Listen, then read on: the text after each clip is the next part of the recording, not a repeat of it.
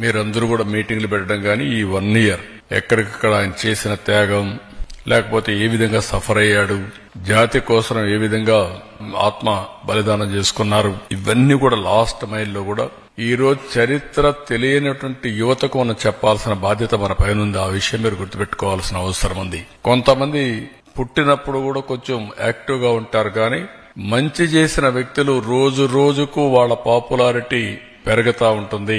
అలాంటి చరిత్రలో పుట్టినటువంటి యుగ పురుషుడు పొట్టి శ్రీరాములు గారని కూడా మీకు తెలియజేస్తున్నా. దీనికోసం ఆయన మీరందరూ కూడా చాలా సామూహిక కార్యక్రమాలు చేయడానికి ముందుకు వస్తున్నారు. వీలైతే ఆయన ఆత్మార్పణ చేసినటువంటి దీక్షాస్థలను సందర్శించడం, ఆయన స్వగ్రామాన్ని అన్ని విధాలు నేను కూడా ఆ రోజు డెవలప్ చేయడానికి వచ్చాం. మొట్టమొదటిసారిగా మీరు చూస్తే పొట్టి శ్రీరాములు గారి పేరుతో ఒక జిల్లా పెట్టింది నేనే పెట్టాను. పొట్టి శ్రీరాములు నెల్లూరు జిల్లా పెట్టాను. అదే మరి ఎప్పటికప్పుడు ఆయన స్ఫూర్తిని ముందు తీసుకుపోవడం కోసం చాలా కార్యక్రమాలు చేశాం.